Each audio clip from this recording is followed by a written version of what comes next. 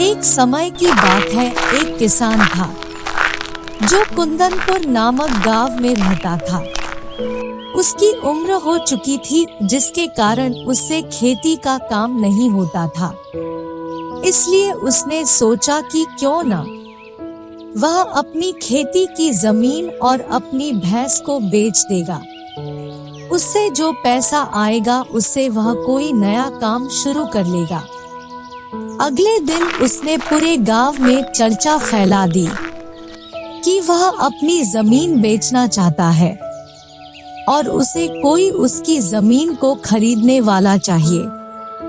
1 महीने के अंदर उसे कोई उसकी जमीन को खरीदने के लिए मिल जाता है तो उसे वह अपनी जमीन बेच देता है।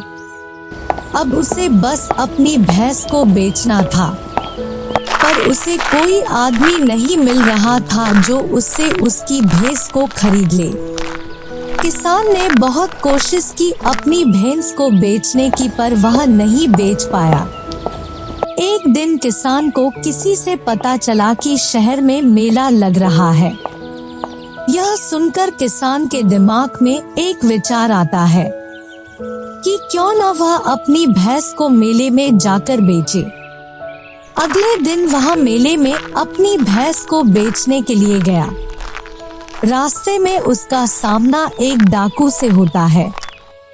वह डाकू उसे कहता है, अपनी भैंस को मेरे हवाले कर दे, वरना मैं इस लाठी से तुम्हारा सर फोड़ दूंगा।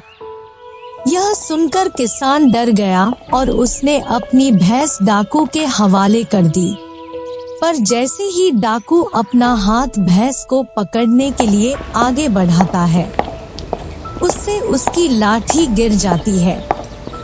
जैसे ही उसकी लाठी जमीन पर गिरती है, किसान लाठी उठाकर डाकू को वैसे ही डराकर भगा देता है और अपनी भैंस उससे वापस ले लेता है। फिर वो अपनी भैंस को लेकर मेले में जाकर बेच आता है। अब उसके पास बहुत ज्यादा धन होता है, जिससे वो एक नया काम शुरू करता है और अपनी आगे की जिंदगी गुजारता है।